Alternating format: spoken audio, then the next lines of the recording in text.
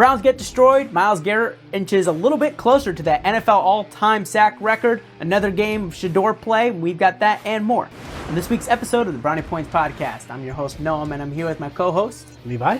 This week, we're going to, of course, be talking about Shadeur. Then we're going to get into Kevin Stefanski. We are finally fully and 100% on the fire Kevin Stefanski train. We'll get more into that later. Next, Myles Garret. Is he a legitimate MVP finalist? Obviously, he's pretty much a lock for Defensive Player of the Year, but could be a finalist for MVP. We'll tell you why. Then we're going to do our Brownie Points segment where we award Brownie Points to the standout players on offense and on defense. And then we are going to round it out, of course, with our preview segment, Browns versus Bills. I'm sure that will be very, very fun. Levi, let's kick it off with Shadeur, of course. What was your evaluation of his performance? So I guess let's get started with this. What was his grade? And then give me the details and the context of why you gave him that grade. We're going to jump straight to the grade. Okay, yeah, straight to the grade, because you need to trigger the haters. I'm just kidding. Go ahead. Yes.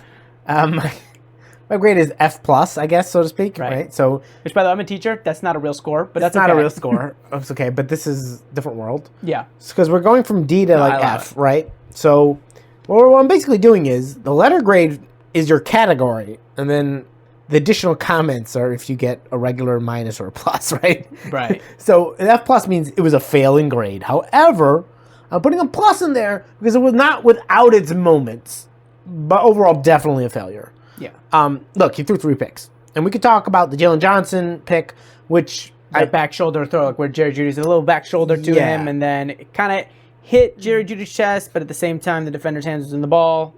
Somewhat debatable, but yeah. Right. And so, I wouldn't consider that a pickable ball, per se. Right. I also don't think it was a good catch, and Jerry Jeudy just dropped it. I think if you go back and actually watch that replay, Jalen Johnson has the time to get there, and he's reaching right in there as the ball's coming in. I consider a drop if the receiver has time to actually protect the ball first. So if you get a full second where it's in there and you get to protect it before the defender gets their hand in, then it's on you. If not, the ball's kind of getting there at the same time. It doesn't mean it's a pickable. You don't expect to get picked. You expect that it'll probably just get knocked away. Right. So it's overall not a good pass. It's probably a bad-ish pass. Not like a real bad pass, but a bad pass. Very close to being a good pass. You just need to get there a little earlier. But ultimately, probably not pickable. However, he also threw a ball that was very, very easy interception that was just dropped. So I'm just going to call it 3 picks. Yeah. It balanced out. It was basically 3 picks, wherever you want to give him here. The tip pick was not a weird tip. It wasn't like one, because different tips are different, right? So sometimes the line, someone gets a finger on it, and it goes a little off, and suddenly it gets picked, right? And sometimes it's a ball that's a little farther, and then it bounces off their hand, and then it went the wrong direction and got picked. Where it's like, okay, it's a bad pass, so it's not pickable. In this case, it could have been picked the first time. He just went for the bat. And it was straight up in the air because of how much hands he got on it. And it was not a lineman either. It was like a linebacker. So, I'm going to still call that pickable. That's a pickable ball. And then the other one, Jalen Johnson just straight baited him to throw the ball to Harold Fannin. He knew exactly what he was doing. He was waiting for it, saw it, read it, and then got it. That's part of the game. So that was bad. Now, I don't want to go too far without counting the positives. As we've come to learn, him and Isaiah Bond do have a downfield thing. And when he can drop back, see a man-in-man coverage who's open, and then step up to make the throw, he throws a real pretty ball. And he's really pretty. And he's remarkably actually quite consistent. Something I didn't see a lot of in college, actually. Maybe I didn't watch all his games game in and game out. I went through some different film. But more than I thought I would see. Mm-hmm. And definitely more than that. And I want to give him credit where it's due. That deep ball is actually really nice. That is one of the better deep balls I'm seeing right now. Yeah. When I know certain things have to hit for it to be there, so there's an asterisk on it. But when it's there, even when other people have those circumstances, they do not always throw it as consistently and as nicely as he's throwing it. Right. Most of them don't. Most quarterbacks in the NFL are not. So I do want to give him credit in that. That is actually a nice deep ball. When the circumstances are right, it's one of the better deep balls I'm seeing right now, which is I'm finding it a little hard to say. Oh, it's really nice. I mean, if he gets it to the receivers, what I really love is that the receivers don't have to break stride at all. And on those deep ball plays, it's on pace. It's perfect. Yeah, it's exactly where it needs to be, which is how you turn those deep plays into more yards after the catch as well. Because otherwise, a lot of quarterbacks on those plays when somebody's wide open, the receiver does have to slow down a little bit. So by the time they catch it, they get tackled. But he throws it. Yeah, like we said, the receiver's able to hold their pace. They catch it, and they're able to turn it up for more yards, which has benefited the Browns on a number of occasions where those deep ball plays have turned into more after the catch as well. So absolutely, I would agree with that. And so I do want to say, I do want to mention that for a minute. And yeah, I think we've discussed this in previous weeks. His pocket management is not a huge problem anymore. Like, it's not a problem, probably not even a problem per se anymore. Yeah. To me, it's moved out of problem. Like, it was a really big issue coming in. To me, it is no longer an issue. Every once in a while, but what quarterback, especially what rookie quarterback, doesn't have a pocket management mistakes here and there, right? So it's kind of more just general rookie pretty zone. much typical pocket management, and on occasion, it's actually quite good as far as his ability to like stand in the pocket even when pressure's coming right at him and just make the throw as best he can. His calmness in the pocket is very good. That's what I'm saying. Like he's able to stay really composed and get when it gets absolutely rocked, and with the defender coming right at him, he's often able to just make the throw anyways. He has a tough mindset. Yeah. So that does help him. And, like, he does do that. Where there's room for progression, but this is something that, again, is more typical on rookies. Most quarterbacks takes a little while to truly get good at pocket management. It's when you learn how to, like, read, that long looping defensive end to make that step up a little bit earlier, and that lets you, make that play, stay ahead of time, not make last-second movements. But also it's the sidestepping. It's things like that where, like, when to sidestep and when not to. Those are things that generally come over time. So I don't expect him to come in with that. What we're worried about is early on in the year. So credit where it's due. Like, he did definitely put work into actually having decent pocket management, which is a big overall, which is a big step up from where it was.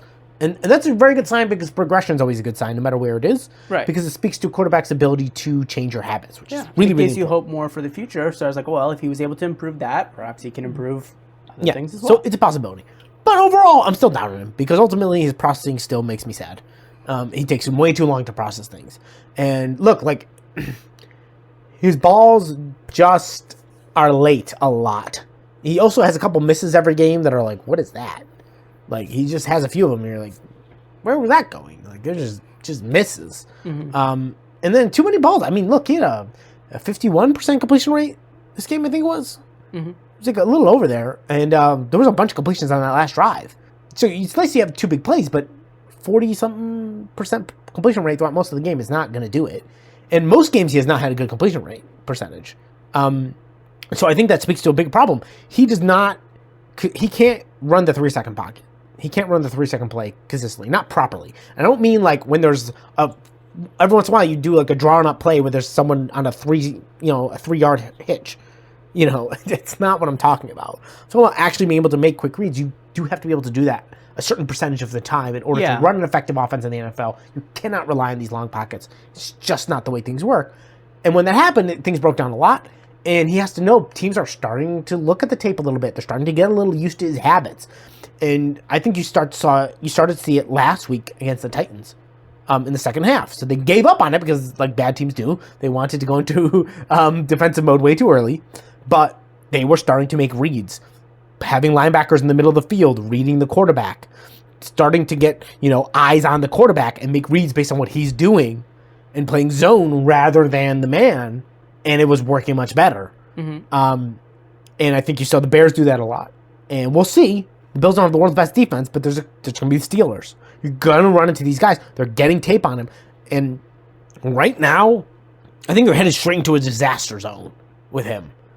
Can he progress next year? I think it will take a year. Because the kind of processing jumps we're talking about do not happen in the middle of the year. They just don't. Yeah. It's a huge processing jump. Because his arm strength isn't great. Like, he can get the ball downfield. But velocity is not his strength. So that 20 yards, when you notice guys with big arm strength, when they're throwing it 20 yards, like, it zips. He does not do that. So you have to be early. Your recognition has to be early because the ball still needs to get there a certain time before the defender. So he can't just be average at processing. He needs to be a higher level processor. That's a big jump. Personally, I don't see it. However, there are outliers in this game. So there's a possibility, but I don't think it'll happen in the middle of the year. I would say especially that there has been, over the last decade, I would say, a trend of quarterbacks developing later in their careers, whereas for a long time, if you weren't successful within your first rookie contract, that was pretty much it. Versus now we've got guys like Sam Darnold and Baker and Geno Smith, guys who have really improved. Geno having a short window, though. He's in Baker when he was with the Browns, but I think it's undeniable to say that he is vastly better now than he was when he was with the Browns still. That's a whole other discussion. Okay, fine. I think he's better. I don't think he's vastly better. But do you better. disagree overall that there has been a trend over the last decade? I think Darnold's vastly better. Do you agree overall there's been a trend of quarterbacks that are actually developing later in their career and turning out to be there's pretty something of a good trend. versus it used to be like you were good or you weren't pretty much. And that was I think there was a lot more pro-style offenses in college back in the day, yeah. Yes. And now there isn't. And so what you're seeing is, this is what you'll see. Guys come in, they might have a year of success with a good play caller, but they're going to fail. And then you'll see, unless things change, of course, in college. But for now, and then what you'll see is some of them will get rebuilt, and some of them will move on and just fail. Yeah. And so you saw Darnold has learned. Now, he still has these moments where he faces big moments and big teams, and he just kind of falls apart. So mentally, there's still like a block. But most of the time, he's a lot better than he was. Like, a lot better than he was. Yeah. And so, that takes time. So, Daniel Jones, to an extent. I mean, a lot of it was the team, and you could see later on in the year he had his struggles. Yeah, he's just slipping a little but bit still more. better than he was. Like, ultimately, guys, first of all, some of them, it's the talent, too. Like, a lot of it, Daniel Jones, honestly, was the talent, but some of these guys are developing later. And, yeah, it's because they're not really prepared for it coming in. So, like, it's just that instant offense.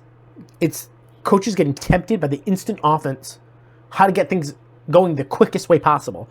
So they're taking freshmen, getting them in there right away, because that's the thing, right? To get the young star freshmen in. Mm-hmm. And then having pressure to get the most offense right away out of them, instead of what will work long term.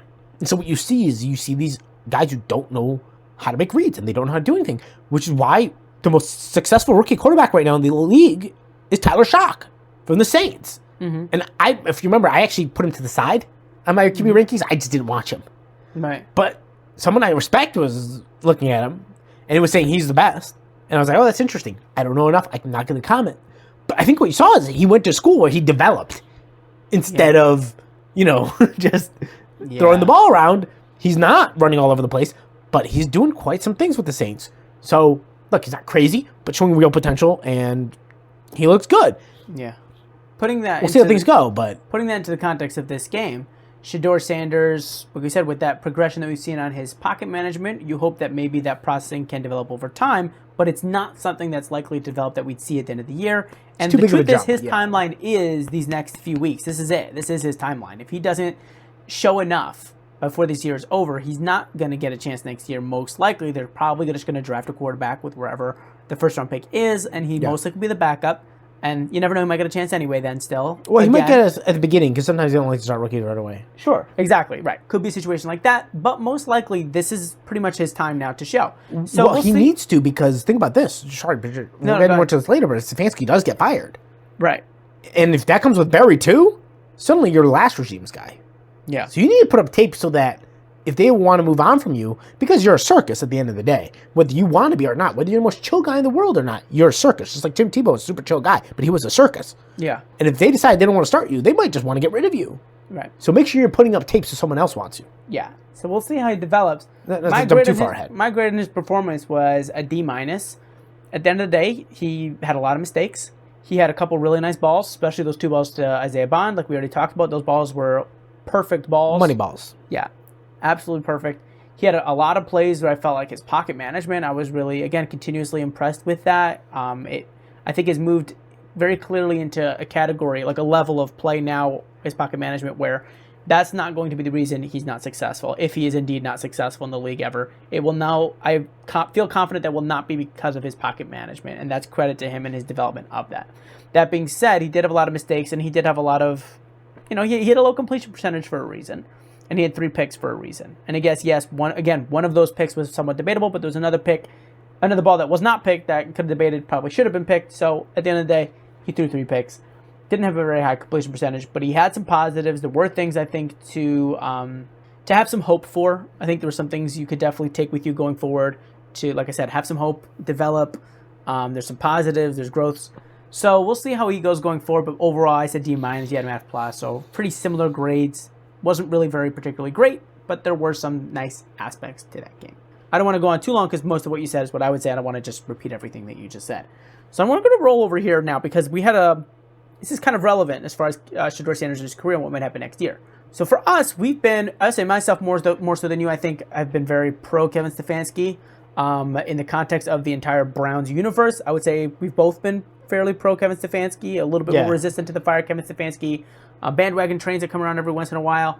That being said, this year we have progressively moved closer and closer towards that step. Pretty much last week, or I think it was the week before that, we were like, pretty much right there at this point.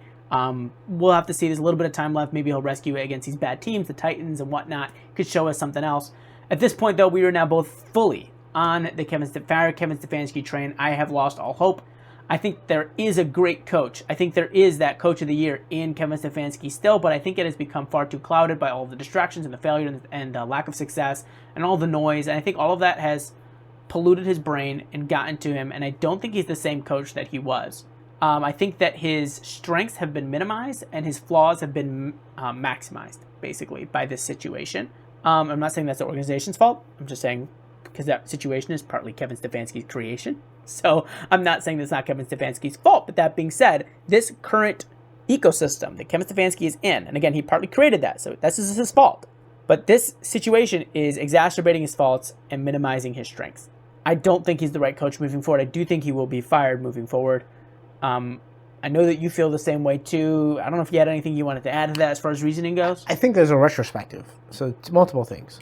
I think I remember when Hugh Jackson was here. It was a throwback. Oh, yeah. I try not to think about that. But I remember guys were giving him a lot of chances, but I knew he was a failure in year one. Why's that? And other people were saying it, but I knew. Why? Because his press conferences. Because he always blamed somebody else. Mm-hmm. One of the biggest things that marks whether a coach will be successful or not is their mindset around failure. Mm-hmm. Because realistically, it's your ability to adapt that makes a great NFL head coach.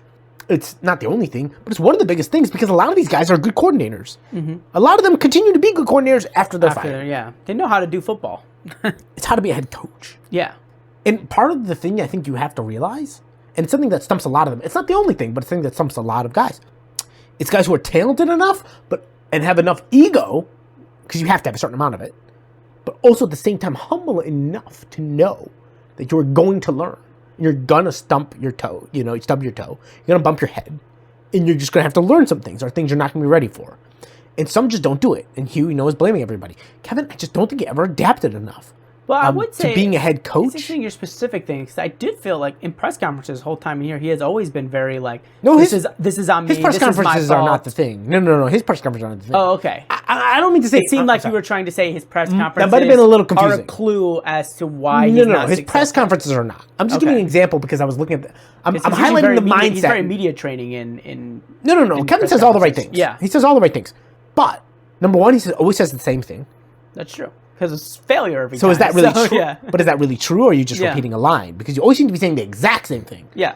I feel like you were saying, if you were being truthful, sometimes you'd be saying something different.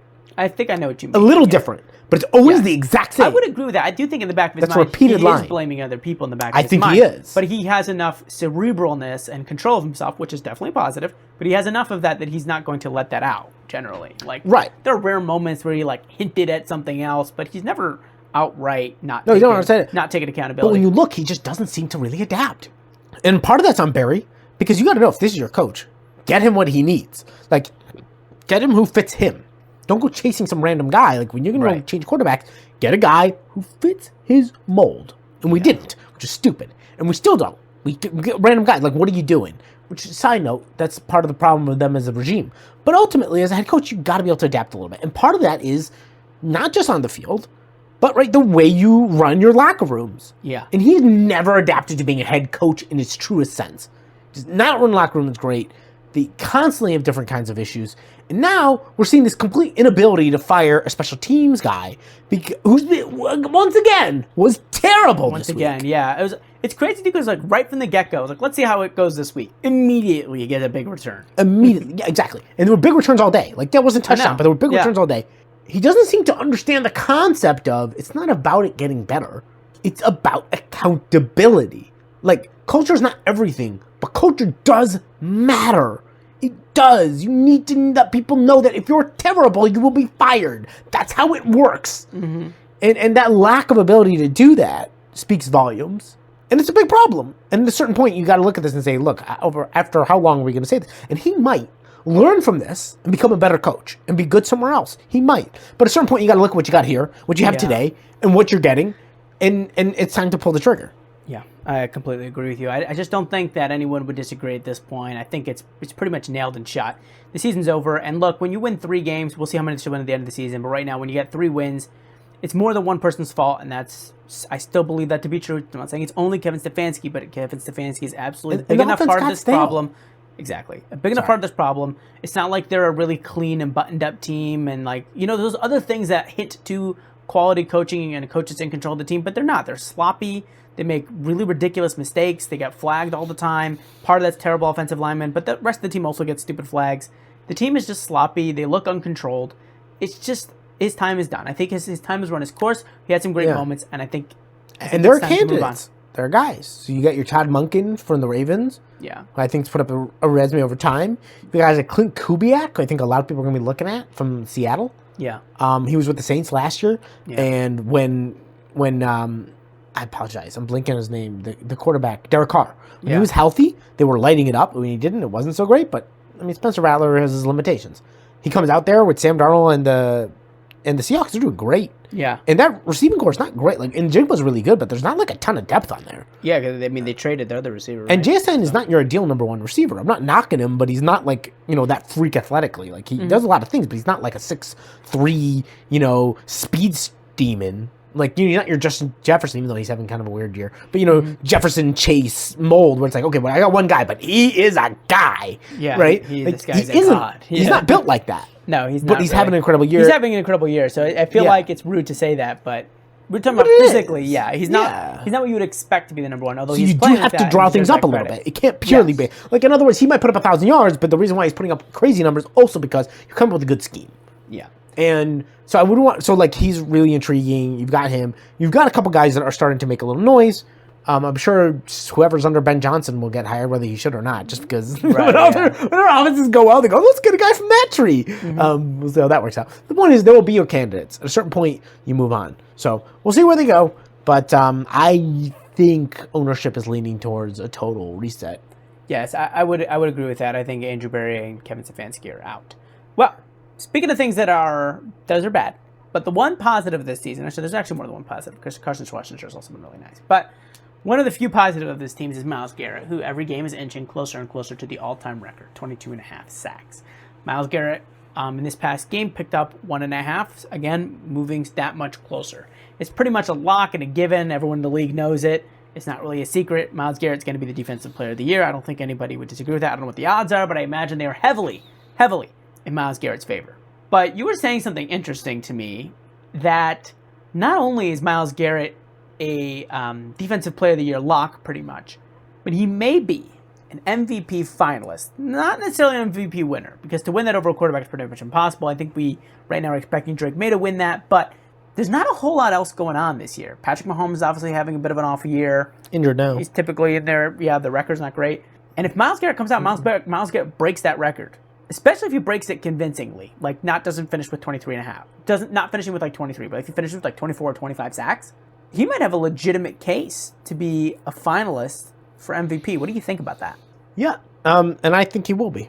You think that? Oh, so not just that you think he could be. You actually think that he will be? I think he'll be a finalist, depending exactly where you're putting him. But usually top 5 is considered a finalist. Okay. I think he'll be top 5. But don't they only do top 3 now? I'm pretty sure top 5, isn't it? Not that important, I guess. But I think he'll definitely be a top 5, and I do think he'll sneak in the top 3. Who is the because top he's 3? Going to break the record, and once you break the record, your hype goes up. It's just true. That's similar for Jackson Smith and Jigba, right? Who we're talking about might also be a finalist because of his record-breaking pace that he's at. But he slowed down a little bit. Sure. So he's at 1,500 yards now. Mm-hmm. So he's not. He might. With the extra game. At the end of the year, but then are they going to play that game? Will they clinch it by then? That's a good point. He's on pace for 18-something, but he slowed down a little lately. I think he won't quite. He'll be put up there as a great year. Yeah, an all-time season, but not necessarily probably a record-breaking year. Yeah. I think Myles. Because Myles, I don't think he's just going to beat it. Drake May is going to be number 1. He's 1 sack out right now, Myles. He's got 20. No, a half sack. He's 22, isn't he? He came into the game with 20, didn't he?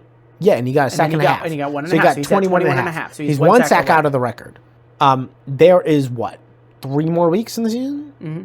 2 more before even 16, right? I think he's going to break it before the last game. Yeah. And he might break it by 2 or 3.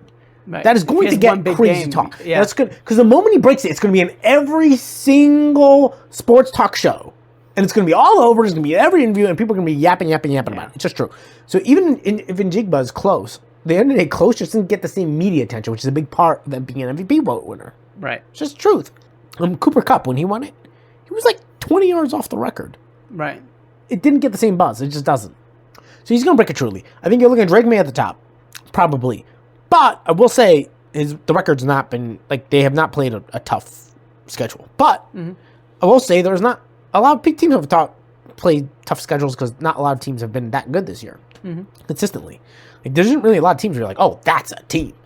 Actually, the best one's probably been the Patriots, so maybe part of it's been because they are really good. But yeah, outside of them, can you think of a team that's like, wow, look at that team? I mean, seriously, The good, Eagles have again, 8 wins. yeah. Like, they're not looking the same as they have in years past. Yeah, the Chiefs are always perennially Chiefs are dominant. not. Or at least The Jaguars have a good record, but is anybody scared of them? I don't think anybody's The Bears kind of the same deal. Like, they're a good team, but like, are you like, that's a team? Yeah, no one's gonna be scared of the Jags or the Bears until they do something in the playoffs. Maybe the Rams, but the Rams that. also occasionally just don't. Or The like, Lions. what are they doing? But for the most part, they're good. The Lions, like, you know what I mean? They've had a couple of shaky games. They had some success in the playoffs last Their year. defense is not you so feel great. Like they're a team that like maybe slipped a little bit in the regular season, but would probably be good in the Right, playoffs. I mean, there's good teams. It's not like the NFL. Like, Right, good teams, but like, there isn't a lot of great teams. Like, there's basically not even one, I would say, truly great team. You're like, ooh, look at that team go. I can't think of one. Yeah. Which I think it's kind of wild. Yeah. But okay. Moving But forward. look, that lends it to the argument here that I think it Myles should have been Garrett the could be a Seahawks, finalist but because yeah. it's not just that he's having a record-breaking season, but he's having a record-breaking season in the midst of a down year when it comes to quarterback play, maybe even potential, let's just play overall at the top Right. of the league. But So Stafford a down might year when it sneak in comes to there, quarterback too. play. Yeah. So you do So you really look at feel like maybe he's got a real Stafford, chance. and then I think it's him. Because you can talk about JSN, but again, he's going to break the record. And I think the way Jason's pace gone, he's probably not. Jackson, Yeah, I'm talking about Jackson Smith and Jigba. Probably not going to. And if he does, it'll be at the very end. But even then, Yeah. I don't think he will. Myles will get it. I think Myles is 3 Yeah. in the MVP voting list. Maybe 2. Because I'll tell you what, if Drake's the runaway, if people are like, it's definitely Drake May and not Stafford, then I would expect Myles to be 2. Because people want to give the conciliatory. Right. Because people kind of know that, like, maybe you should. But people can't help but vote for the quarterback. They won't vote, I know. Yeah. They really... They need a separate award, which that's you've something- discussed. I know, we should discuss this in the offseason, but like they need to have the Cy Young equivalent for the NFL. It's so ridiculous. They call it the Tom Brady Award. I mean, he's kind of the NFL quarterback. Yeah. Call the Tom Brady Award. Nobody's going to be like, oh, you only won quarterback of the year. Like that's obviously the big award.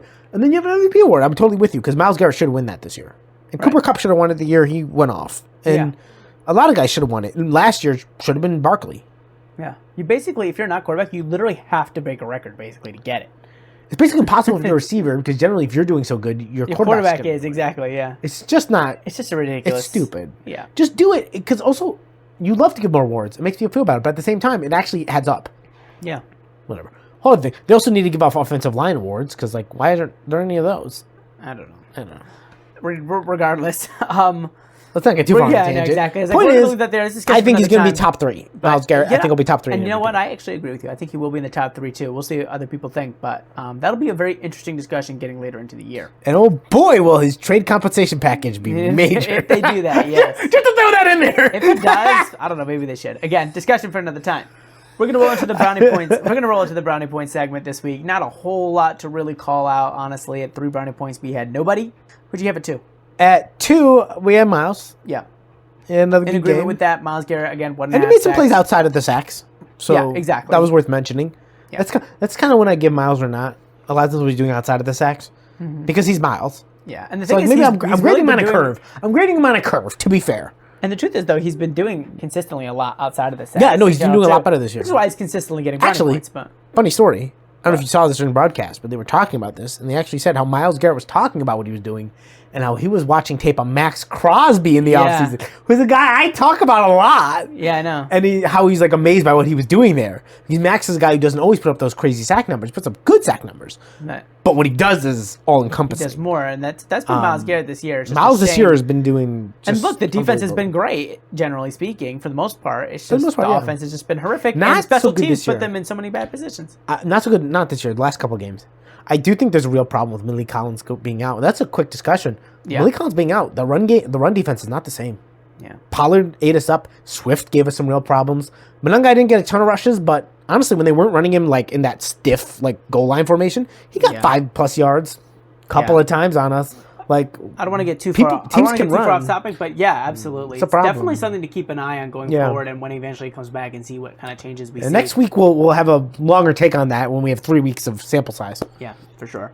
And then at one brownie point, I have Isaiah Bond because the man deserves a little credit. He has one job. Yeah, run your stupid route, meaning like doesn't run anything crazy, but it's like, here's your route, run it, and just go deep. Yeah, he's like the kid he tells to go play deep right field, but like he's actually talented. He just doesn't know what to do. So he's gonna go run, and look, he broke up in a couple of times. When you're a true deep threat, and that's what you're doing, like your job is to be a deep threat. You're not gonna have 5 catches in a game typically. Exactly, it's you're just gonna not have what you do. 2 or 3, and that's what you want. And he had like really impactful. 2 catches for 90 yards. That's like perfect. That's exactly what you want. Yeah, 2 huge catches where he had a couple paces. He was clearly open, and he caught the ball when it came in. And it had a huge gain. Yeah, for all the talk that we have had this year about how horrific this receiving room is, on those plays, he did his job. Like, it wasn't just, look, it was a perfectly thrown ball by Shadeur. But Isaiah Bond also made it very easy. Like, he got himself really nice. He got 2 pieces open. It wasn't just, like, barely hanging on. Exactly. And again, I'm not trying to take away from Shadeur here. I'm just saying, like, if the defender was there, it still would have been caught probably because it was perfectly placed. But Isaiah Bond really got separation. He didn't just get the ball in his hands. And you never know. As time goes on, he could progress into a much better receiver if you can get him to learn some things in the offseason. Yeah, and also look. Like, if you can teach him a few things. Throws the ball, don't get bopped on the head with the football. Well, if you teach him a few things, he could be a 1,200-yard receiver. That's a gap. I don't know if he can take that leap in terms of learning how to play the position. Yeah. But if he can play the position decently, he has the talent. But even if he doesn't, you may have found yourself in 700-plus yard guy who's a true deep threat that makes defenses defend the back end, that opens things up because there's a lot more guys that are good at running the underneath. Yeah. Right? It's harder to find the deep threats. So you may have found yourself a little gem, deep in the undrafted territory. So that's a nice pickup. I want to give him a little credit because it's not the only week he's done it. First week he's done it twice, but he's done the last couple of weeks. He's made some moves. He's showing that he can be a real deep threat for this team in the future. Again, not leading the receiving core, but as a really nice 3 that forces defenses to defend the deep ball and have those safeties go back, further out. Yeah, so free things up. Worth mentioning. Yeah, and like a little honorable mention, Harold Fan. I think he did like seven catches for 50 yards. Nothing crazy, but he's getting a little bit of a curve treatment though for me. Yeah, he gets a grading the curve a little bit. Hit the drops. Because he'll catch a bunch of balls. That's not really a problem. I know his drops do annoy me though every once in a while. Like he has it every once in a while. He's got a few more drops than he should have, and that does annoy me. But a touch more, yeah. Regardless, all right. Browns have been getting handed to him these last few weeks. Are we jumping into the preview? Yeah, now we've got the Bills coming up. Browns versus Bills. Considering how that went against the Bears, considering that they couldn't even beat the lowly Titans, how bad is this going to get against the Bills? I think it's going to get pretty bad because the Bills need it too. They have not had the best year. Right. They just beat the Patriots. But they're not going to take their laurels off because it's not like previous years where it's like, oh, now we got it pretty much locked up. No. They needed that to stay in the race. The Patriots are having a real good year, and if they want a chance to catch them, they now know they have the buoy underneath their wings. Like the air underneath. They're feeling it now because now they know it's like, oh, we do have a shot. We got them beat, but you still got to win every game to get there, and they know it. Like they got to win out. Like you can't just walk in there. The Patriots have been taking care of business, so you're not just going to walk into the playoffs. If they want to take on the division, if they want to win that division, they're going to have to win out. They know it. It's near the end of the year. They're locked in. You're not walking into one of those earlier games in the year where you kind of, catch them in a trap game. It's not happening. The Bills are coming in tough. And quite frankly, they've always been a pretty well-coached team. Mm-hmm. They're smart, typically, their defense. They don't have the most talent on that defense, but they're smart, which I think is a big problem for Shadeur. Yeah. I think they're going to play zone. I think they're going to understand what's going on. They're going to play to the beat, and they're not worried about getting beat once or twice. Like, okay, once or twice you're going to be fine. But everything else in between, you're not doing anything. You're not going anywhere. Yeah. You got 2 40-plus yard passes, but you had 3 points on the game, right? Yeah. Like, that teaches them something. So, like, you're going to see them play that way.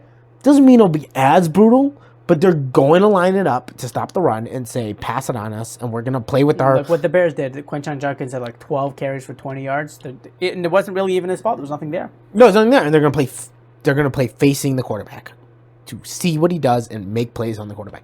Yeah. We'll see what happens, but I don't think it'll be good. And their offense, they have a good offense. And quite frankly, James Cook is honestly one of the most underrated players in the league, probably. He just kind of consistently goes for 1,200 yards and nobody talks about him. It's weird. he's one of the best running backs. He's a top 3 back probably in the league right now.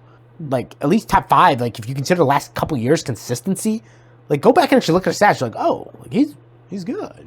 Like, he's, like, really good. Yeah. So and the way our defense has been looking lately, our run defense, which has been gapped up by Tony Pollard, and now you've got, Swift giving you problems, but I'm going to give you a little push.